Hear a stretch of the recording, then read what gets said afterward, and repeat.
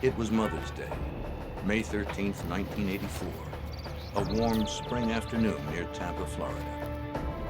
After spending time with their moms, two boys raced off to fly parachutes made from plastic bags. It was the perfect way to spend a Sunday. But soon, the wind brought a foul smell. They went off to investigate and found a sight they would remember for the rest of their lives.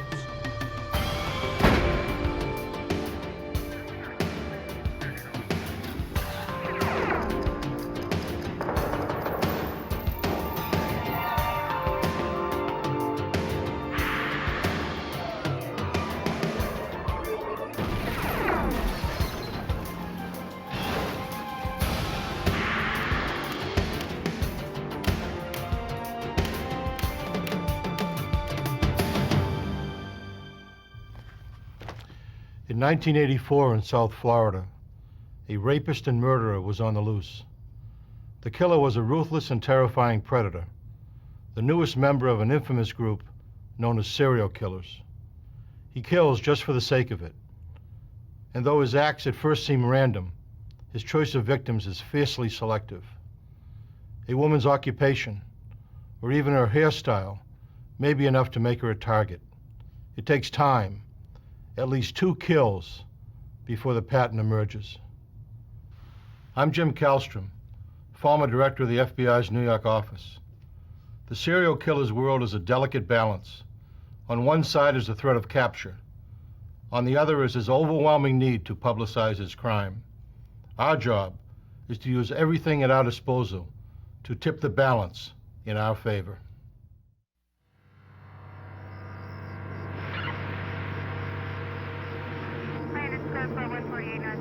What the boys found was the body of a nude woman lying in the roadside weeds. The medical examiner determined she'd been there for about 3 days. Her wrists were bound behind her back, and a rope with a trailing extension was tied around her neck like a leash. Bruises, blisters, and insects covered her body. But it was the position of the corpse that told detectives this was not a typical murder case. Major Gary Terry, then Lieutenant Terry, had just been appointed head of the Hillsborough County Major Crimes Unit when he got the call. But the unique thing about the body to me was the fact that her legs were spread about 5 foot 1 inches apart from heel to heel. A scene that I'll never forget and a scene that I've never seen before. The pose was so grotesque, the body seemed to have been positioned that way deliberately. Had the killer meant to shock whoever found it? Crime scene technicians photographed the body and measured its distance from the road. They carefully packaged what little evidence was left, some cloth tied in a knot.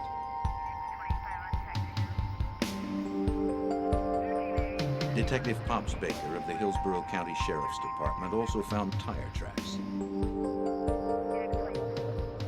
He worked that night to make plaster casts. Tire casts can reveal the make and size of tires to help experts deduce the size and type of car a criminal is driving. They can also link him to a crime scene.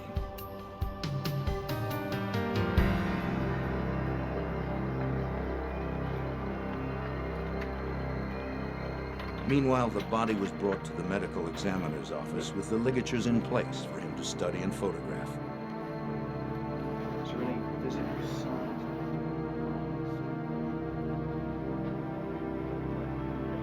The medical examiner determined the victim had been raped, then strangled to death.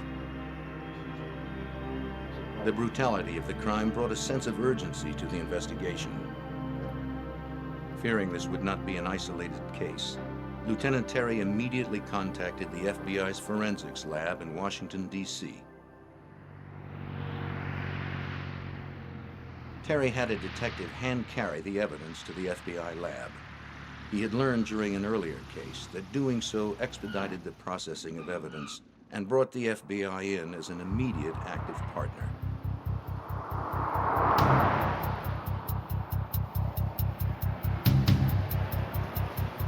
The FBI lab is one of the foremost forensics laboratories in the country.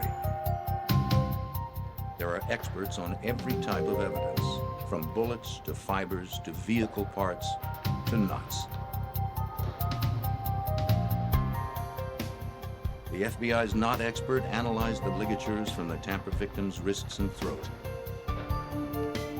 They had been removed intact in hopes they'd tie the killer to his deed. They might also say something about his past. Specialized knots might reveal that he had been a merchant marine or in the military.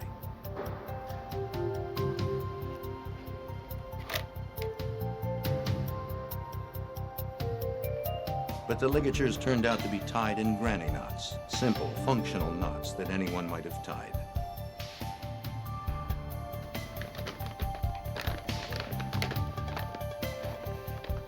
An FBI fiber expert analyzed the fabric found near the body.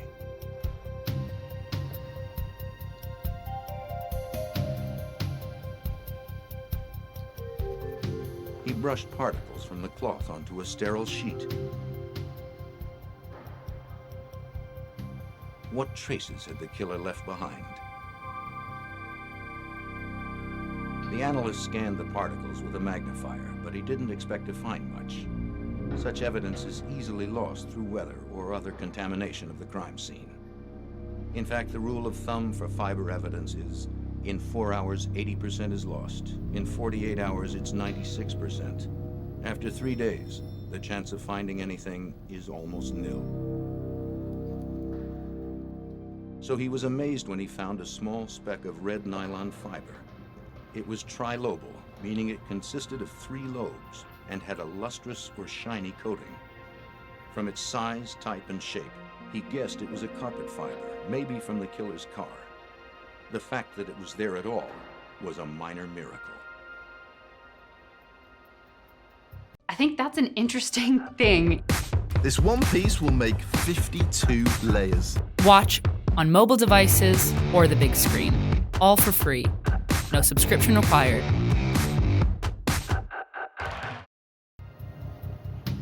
The analyst from the FBI lab told the Hillsborough detectives to keep the discovery secret. If this were a serial killer, publicizing fiber evidence could make him change his pattern or his vehicle, so he'd be harder to find. The FBI's tire lab also scored. From the tire casts, they determined the tires were of 2 different brands. All were well worn and mounted reversed, with the black walls facing out. An irregularity like that could be powerful, incriminating evidence.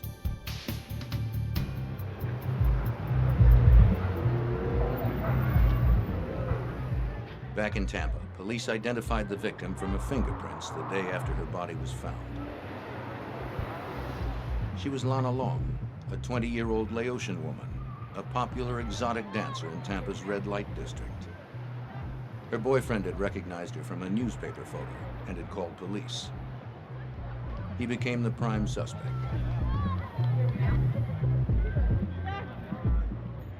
Officers questioned the girls on the strip but received no information implicating the boyfriend or anyone else. They were stumped. Okay, I'll meet you up here at the tape. Then, just 2 weeks later, the calm of another holiday weekend was broken. On Memorial Day Sunday, Detective Pops Baker and Lieutenant Gary Terry of the Hillsborough County Sheriff's Office were called to a second murder scene, again in an isolated rural area off an interstate. Young female, late 18, 19, 20 range.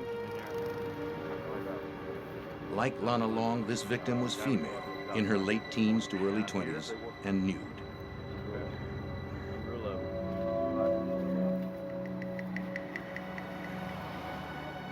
She was also bound at the hands and throat and had a knot at her neck with a leash-like extension. But this knot was different. It was a hangman-style noose. I can remember driving all the way to the crime scene and saying to myself, please don't let this victim be bound. In 1984, we very rarely had homicide victims bound. That's the first thing I asked the officer protecting the crime scene when I drove up. Is she bound? And he said, yes, sir, she is. So we've gone from very rarely having victims bound to 2 within 2 weeks. So we knew we had a problem. This woman had not been dead long. She's still warm. Because the crime scene was fresher than the last, more evidence remained. Detectives found a man's olive green t-shirt and some strands of hair, which they determined were not the victim's. Hanging from a bush a few feet away from the woman's head were her white pantyhose and white jumpsuit, both covered with blood. From the brutality of her wounds, detectives knew she had fought for her life, and that it had been a savage struggle. She had been raped, strangled, beaten, and her throat had been cut almost from ear to ear. The medical examiner reported 3 causes of death: asphyxiation, head injuries, and a lacerated throat.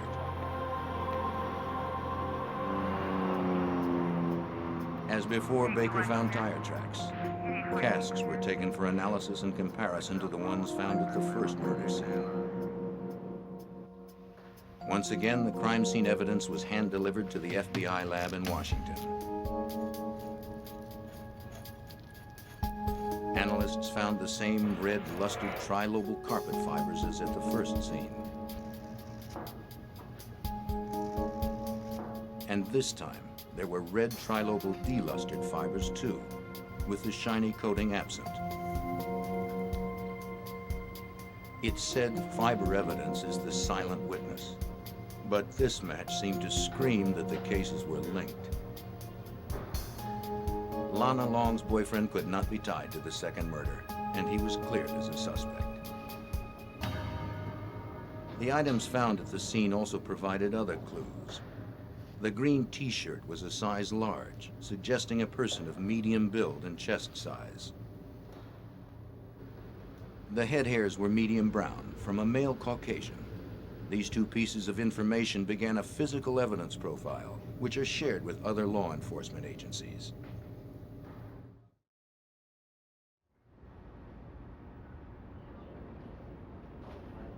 FBI tire expert Sandy Worsema analyzed the tire impressions and made another match.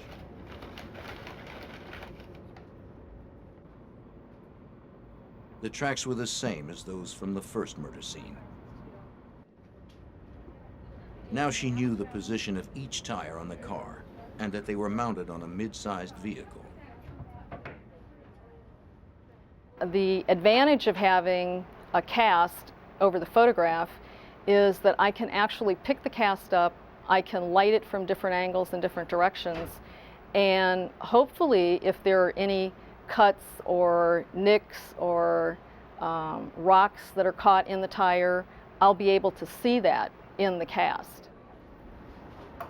But perhaps the best clue came from what she didn't know. She knew 2 of the tires were the common Goodyear Viva brand, but a third wasn't on the FBI's extensive reference list. One of the tire impressions they could not identify from their files. But what they did was gave us the name of a tire expert, a manufacturer out in Akron, Ohio. And we actually flew a detective, Corporal Baker flew out there personally with the tire impressions, met with the old salts out there at the tire factory, and they actually were able to identify that tire for us, and that was the Vogue tire. And in 1984 was a handmade tire that comes as standard equipment on Cadillacs. We had never even seen a tire like that before. Back here over to the left. I'll walk back here. Police were told that if they found the car with that tire, mounted black walls out, it would be as positive an ID as a fingerprint. Analysis of the victim's knife wound revealed that the killer had a knife with a 3-inch blade. Now we've got 2 victims, both bound and both connected forensically. So we knew we had a serial killer on our hands at that time. It's just a gut feeling that I got. Lieutenant Terry began to track the killer's strikes on a map, hoping they'd reveal a pattern of behavior. Dump the bodies on. He put out the word to patrol officers. look for a white male with brown hair of medium build, driving a mid-sized car with the tires reversed. He may be carrying a knife with a 3-inch blade. Following the FBI's recommendation, Terry didn't mention the fiber evidence or the ligatures. From a composite drawing released to the media, the second victim was identified. 22-year-old Michelle Sims had a criminal history of prostitution. She'd been reported missing the day before.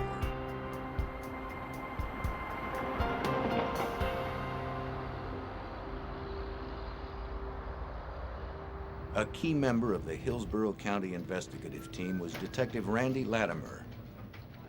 At this point, though, we realized we're dealing with a serial killer that it looked like he was probably preying on prostitutes. So we went out into the areas of the known prostitute areas and started contacting the girls and let them know what was going on, giving them our business cards that if they saw something strange to contact us, let us know. We're looking for information. We were frustrated that we couldn't get any leads, we couldn't get anything to go on. Hey, Bob, what we got? Well, I've got a body down here. Then on June 24th, another Sunday, Terry, Baker, and Latimer responded to a third murder scene. A worker had found a body in an orange grove. Got a perimeter set up. It was another female, but the pattern seemed different. This one was fully clothed, and there were no ligatures, so there was no reason to believe it was linked. Well, as you can see, But detectives didn't rule it out. looks like it's been undisturbed for quite some time. They delivered the victim's clothing to the FBI lab, just in case a connection could be found.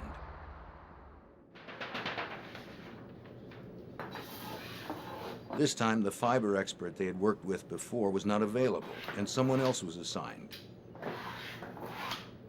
He wasn't asked to compare the new evidence to the old, so he didn't. Nor did he begin the analysis immediately.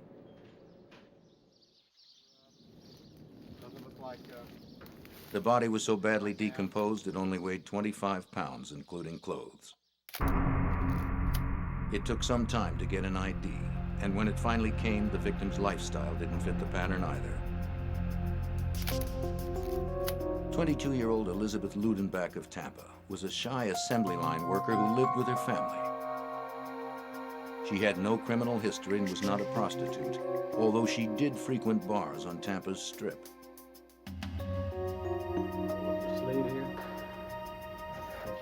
A note in Elizabeth's room said to find her boyfriend if anything happened to her. So detectives ordered a polygraph test. I'm going to ask you a series of questions, and you just need to answer yes or no to those questions. Do you understand? yeah.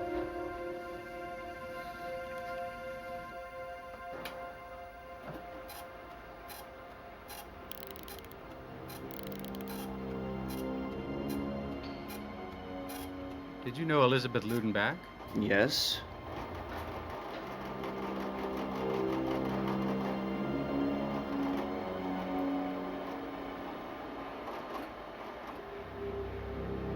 Did you have a relationship with Elizabeth Ludenbach? Yes.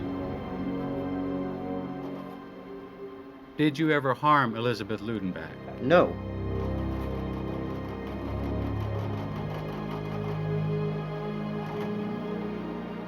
He failed the polygraph test, making him the prime suspect.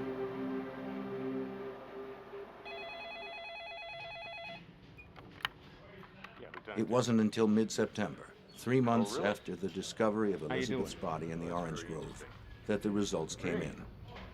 Yeah? The FBI had a match. Yeah? They found red That's carpet fantastic. fibers identical to those found in the first 2 murders. Looks like Ludenbach is ours. They Good. found red fibers that connected up. Now they had 3 related killings. Terry entered the new scene on the map. Any kind of significant difference? Every detective on the homicide squad was working the case.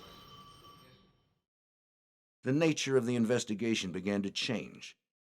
Instead of focusing on boyfriends and neighbors, detectives pursued an unknown killer terrorizing the women of Tampa. We've taken the entire homicide unit now, are concentrating on these cases. and we're running down leads. We're getting telephone calls about different people, and we're checking those leads out. We're doing a background investigation of these particular victims, and we're coming up empty. And all we have to do is, unfortunately, wait, and then there's another victim is discovered. And that is victim number 4.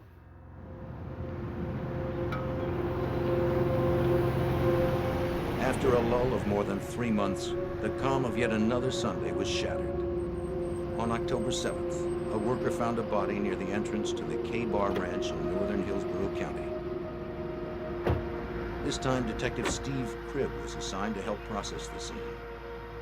He, Terry, Baker, and Latimer didn't have to look far for the first grim piece of evidence: the victim's bra hanging from the entrance gate. The nude body of a young black woman was nearby. Her clothing was beside her.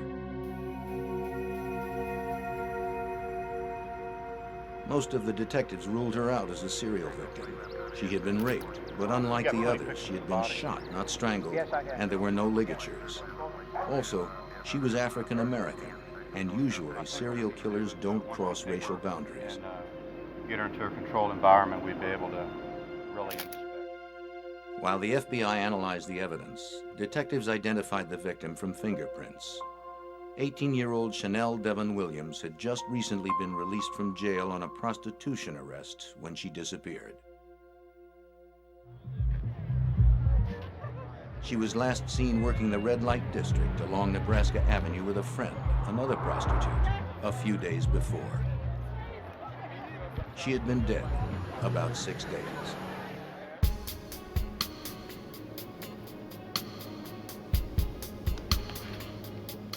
The FBI's hair and fiber analysis revealed it was the work of the serial killer. Both types of red fibers were found on Chanel's clothing, along with a brown Caucasian pubic hair. By crossing racial bounds and using a different weapon, the killer had changed his routine. Shifting from a pattern is very rare in serial killers and would make this one more difficult to capture. Chanel was added to the map near the Pasco-Hillsborough County line. With 4 dead, detectives were desperate to find the killer and obsessed with the case. You don't work these cases. You live and breathe these types of cases. You go home at night, you dream about this case. You eat and sleep it. I would go home at night and just look at the telephone, waiting for it to ring. Every Sunday. For some reason, the first series of bodies were discovered on Sunday. On Sunday, I didn't plan anything. I sat at home.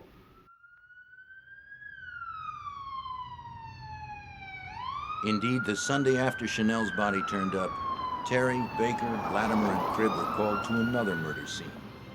This one was near Lake Thanodasassa, northeast of Tampa. A couple of amateur archaeologists had uncovered a morbid find. At the side of the road was a woman's body, wrapped in a gold-colored bedspread, tied with a blue jogging suit. Now take it. We need that.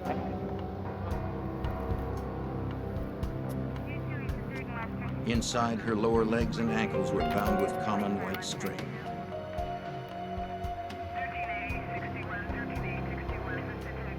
Her hands were tied in front of her with a red bandana. She had been bound, raped, strangled, hit on the forehead, and dragged through the dirt. It seemed the killer was back to his old pattern. The woman was quickly identified from fingerprints as 28-year-old Karen Dinsfriend. Raised in an affluent suburban household, she had died a drug-ravaged prostitute. She was last seen alive in the early hours of the day she was killed. As if there weren't enough to link the killer to the crime, investigator Steve Cribb actually saw red trilobal carpet fibers on Karen's body. By now, he'd developed a sixth sense for them. When you know what you're looking for, they almost look like glowworms on the victims. But for the average person to walk up and find them, even the other investigators who weren't looking for this type, they wouldn't see them. but they became such a key point of the investigation that when we went to a crime scene, that's one of the first things we would look for with the carpet fibers. At the FBI lab, the fiber expert compared these fibers to the ones from the other crime scenes. They matched. There were now 5 cases linked to a single killer, but there was still no name, no face, and no one under arrest. It becomes very frustrating that you know someone else is going to die because you haven't stopped the suspect. You have enough information to know that he's doing it, but not enough information to pick him out of the crowd if he were to bump into you walking down the mall. Because you have to remember, in this series of cases, our concern is if we don't stop this guy, if we don't find him today, he's going to kill somebody tomorrow or the next day. And when in fact he did. 2 weeks later, on Halloween, another victim emerged. A contractor digging a ditch found the mummified remains of a woman's body. Terry, Baker, Latimer, and Cribb arrived at the scene.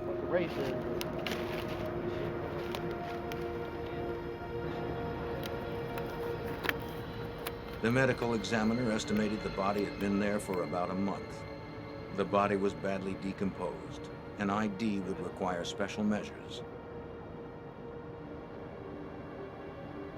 The FBI lab needed to soften the skin on the hands in order to get fingerprints. As hard as the victim was to identify, detectives instantly recognized the killer. The body had been completely mummified. The head had been separated by animal activity. There were no ligatures attached, no clothing. And again, you just look at the body and you realize it's him again. You just have that feeling by now of the crime scenes, of seeing body after body after body, that it should be the same killer. And in fact, it was.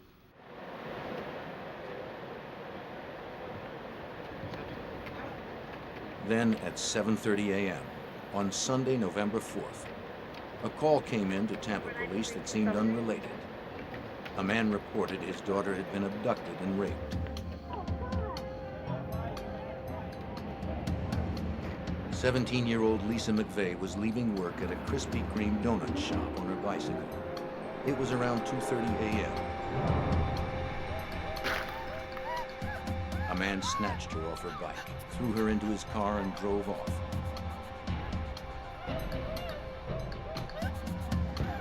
He held her at gunpoint, reclined her seat so no one would see her, and told her to remove all of her clothes.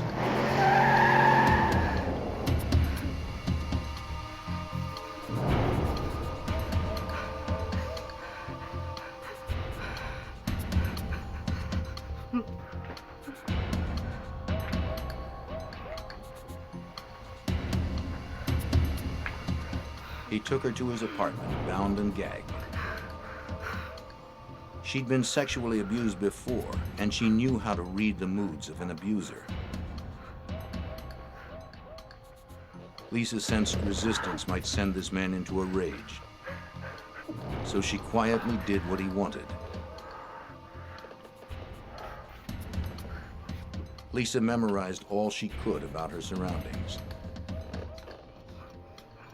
At first, she peeked out from beneath her blindfold. Then, when he uncovered her eyes, she saw everything, including his face. She was certain that now he'd never let her leave alive. He took her to his bedroom and repeatedly raped her for 24 hours. Sometimes he slept, but she knew he was armed and that he'd kill her if she tried to leave.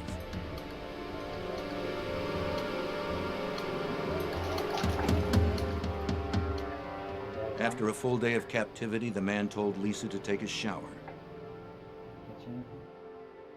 Then he gave her some clothes and made her a sandwich. To her amazement, he said he would take her home.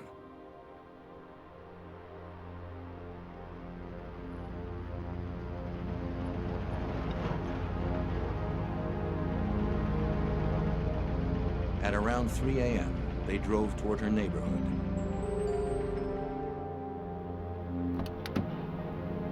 On the way, he stopped at a 24-hour teller machine to withdraw money to get gas. Peeking under her blindfold, Lisa continued to memorize details. The Howard Johnsons, road signs, the word Magnum on the dashboard of his car. He finally released her near her home.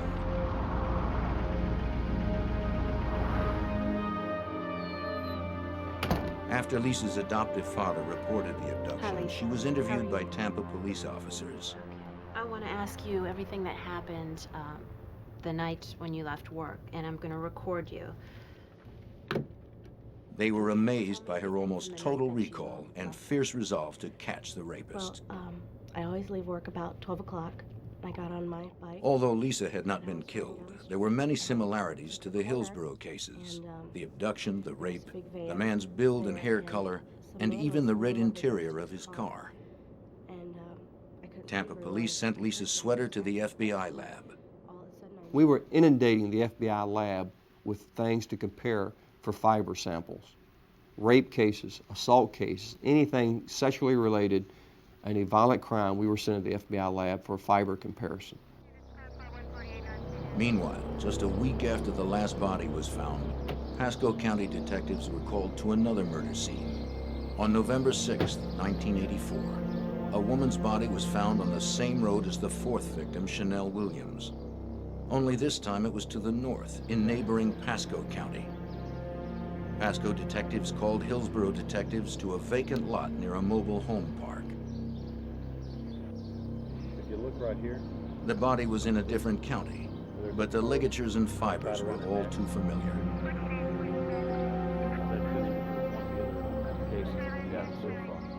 Although the body had decomposed to mainly bones, the telltale leash was still attached around the neck. a little bit of shoelace right around There was another ligature on an arm bone. It's supposed to appear to be 20 ounces of Near the body were the woman's tattered blouse and panties, and some jewelry. Careful of that ligature around the neck. We're going to just leave that there. The bones were scattered over almost an acre. When the medical examiner pieced them together, they seemed to belong to a young, white female. She was later identified as 18-year-old Virginia Johnson. Ginny divided her time between Connecticut and Florida, where she worked as a prostitute. She'd disappeared on her way to buy cigarettes about 3 weeks earlier. After all that time, it seemed impossible, but the FBI lab found a single red, lustrous fiber in Ginny Johnson's hair. Within the week, on November 12th, another jurisdiction fell prey to the killer. A body was found on an incline off North Orient Road within Tampa city limits. When Terry and Baker arrived, they found a young white woman, nude but for knee-high stockings. She was face down. When they turned her over, police knew from her bloodied face that she had been savagely beaten and that she had struggled. There were ligature marks on the front of her neck and on both wrists and arms, but no rope was found. Her wadded-up blue jeans and flowered top were near her body. Detectives Baker and Cribb immediately saw something stuck to the blue jeans, tiny red fibers. In the pocket of the jeans was the victim's driver's license. Kim Marie Swan was a 21-year-old part-time student who sidelined as an exotic dancer. She was last seen leaving a convenience store near her parents' home the previous afternoon. It seemed the killer had pulled off the road and thrown the body out of his car. There were faint tire impressions in the grass near the roadway. They would match the casts made earlier. The killer was picking up the pace of his killings, and the body count stood at 8. Terry and Baker were desperate. They drove to Atlanta to meet with the detective who helped crack the case of Wayne Williams, a serial killer believed to be responsible for 27 murders.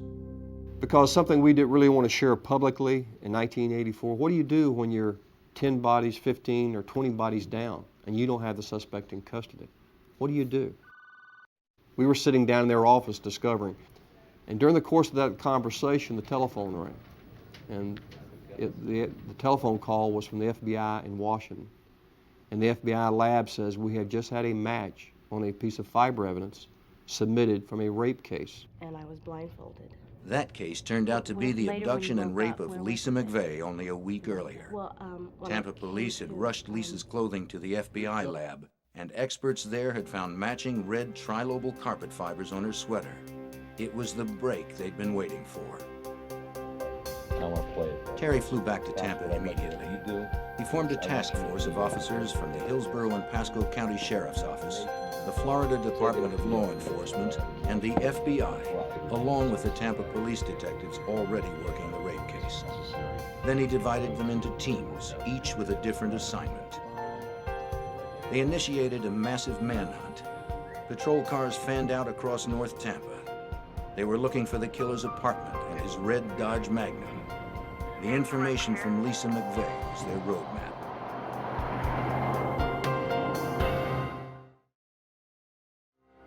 The additional personnel and resources brought in by the task force stepped up the search for Lisa McVeigh's abductor. Because the perpetrator used an ATM, one team of investigators subpoenaed the November 4th bank records for all local automatic teller machines. Another team subpoenaed a select list of all the Dodge Magnums in Hillsborough County, almost 500 cars. Then they compared the bank records and the list of Magnum owners, looking for a name that matched. And the unique thing when you looked at both lists is that one name jumped out at you is Robert Joe Long. He had a money transaction from the money teller machine, early morning hours. He also was a registered owner of a Dodge Magnum. In addition, earlier that day, a task force team from Tampa spotted a red Dodge Magnum on Nebraska Avenue, the killer's hunting ground.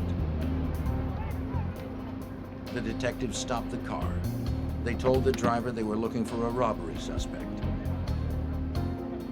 From his license, they identified him as Robert Joe Long. They photographed him and wrote up a field report. He was cooperative, but wouldn't let them search his car. Of course, they contacted the task force headquarters when they made the stop, and we told them go ahead and stay with it at that particular time, stay with the car once it left, and we put a surveillance team together then to stay on him. At that time, a photo pack was assembled, a lineup of photographs, in which he was placed in that photo pack. That photo pack was shown or displayed to Lisa. She looked at it and said, "That's the guy that kidnapped me." She pointed out Bobby Joe Long. Lieutenant Terry had his man, but he couldn't risk making a mistake with a quick arrest. He needed time to obtain warrants and organize his team. To ensure public safety, Terry ordered non-stop surveillance of Long. Units followed Long's every move in unmarked cars. Maybe he sensed they were on his trail because he started cleaning house. Officers cleaned up right behind him.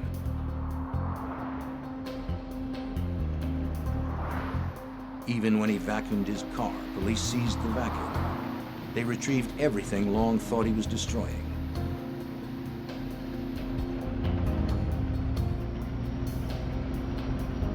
After months of tracking a phantom killer, the task force was not about to let him slip away. Less than 24 hours after Lisa McVeigh identified Bobby Joe Long, the arrest plan was firmly in place. The task force moved in. They had followed Long to a movie theater.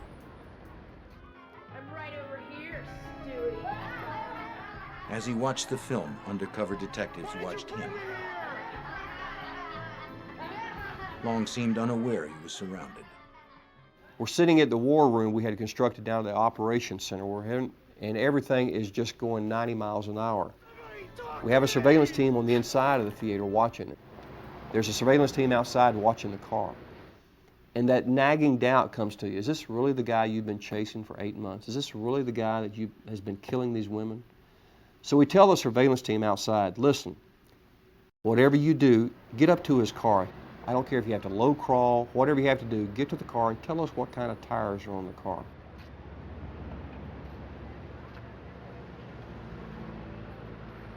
And the surveillance team came back and said, hey, there's Goodyear Viva tires on the car.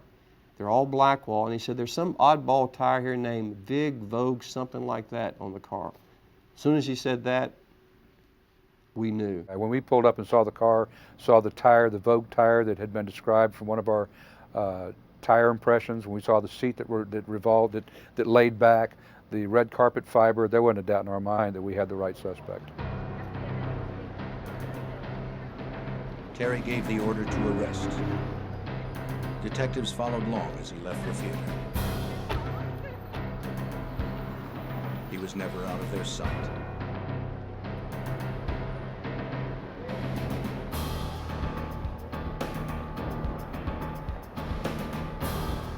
They didn't know if he was armed, so as he approached his car, they jumped him and brought him to the ground.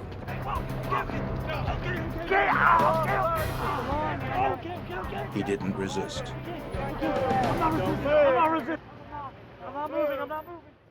He was on the ground when I walked up to him and placed my badge next to his face and identified myself as a deputy sheriff, advising him he was under arrest.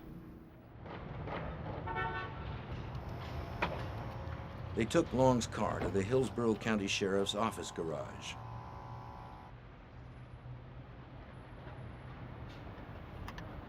Steve Cribb immediately tore out a piece of carpeting and rushed it to an FBI fiber expert flown in from Washington.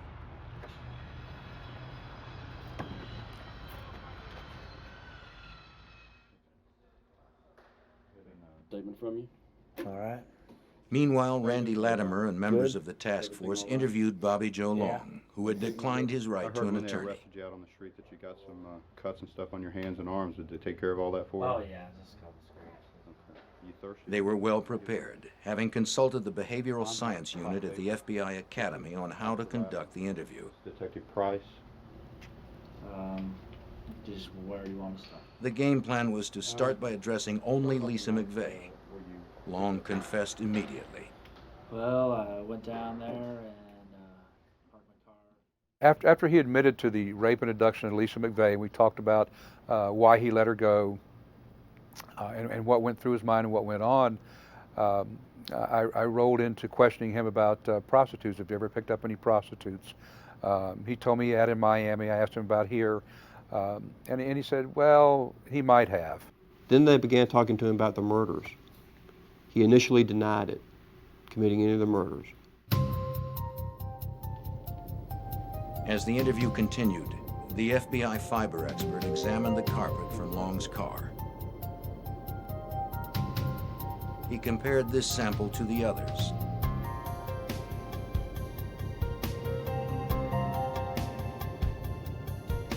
It was the moment of truth.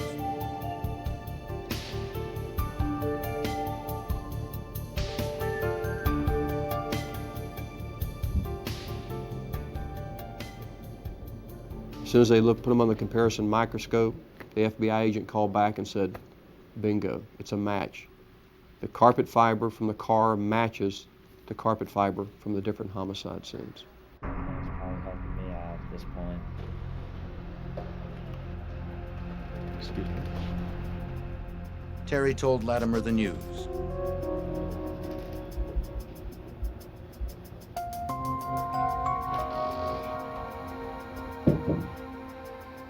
Then Latimer explained it to Long. I mean, we just got information. He told him about the fibers and their significance, and about Long's brown head hair found at the crime scene, and the Vogue tire.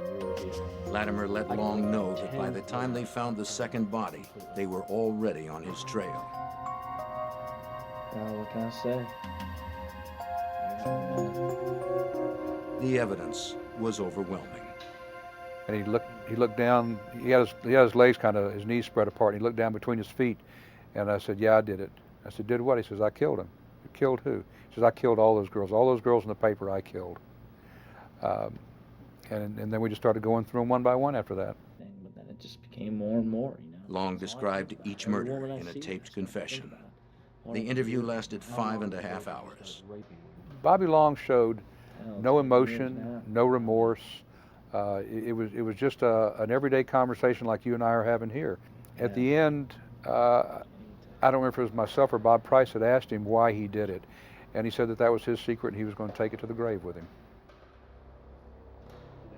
During the interview, Long also confessed to a 9th murder. Go right or you can go left. Go left. When detectives found her remains, they also found more of the tiny red carpet fibers. The victim was identified through dental records as 21-year-old Vicki Elliott, a waitress. Long also helped identify his 6th victim, whose body had been found on Halloween. 22-year-old Kimberly Hops was known by the street name of Sugar. She was last seen by her boyfriend getting into a maroon Chrysler Cordoba, probably Long's red Dodge Magnum. I'd like to thank the members of the press corps. Late that night, Lieutenant Terry called a press conference. The multi-agency task force has for months been investigating a probable serial killer.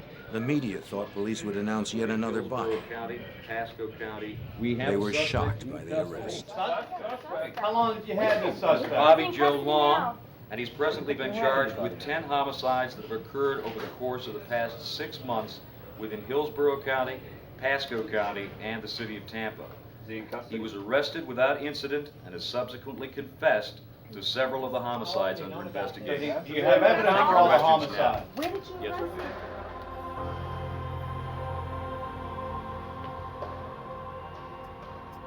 Open 5. In the coming days, Hillsborough detectives learned they weren't the only ones tracking Long. Task Force member Charles Troy, a Pasco County detective, stumbled upon the truth.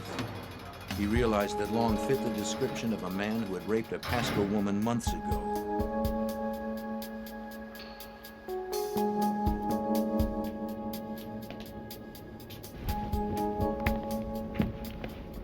Troy scoured Long's apartment for evidence.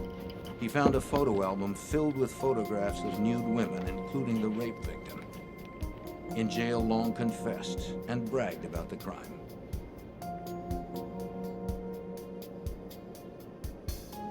Detectives had also found clothing and jewelry from Long's other victims. It's a common quirk of serial killers to keep photos or other trophies of those they kill. Detectives soon realized that Long was the classified ad rapist, named for his M.O. He canvassed the classifieds for women selling beds and other furniture, and when they let him in, he brutally raped them. He had never been apprehended. Long may have raped more than 50 Florida women in the 1970s and 80s, some even during his murder spree.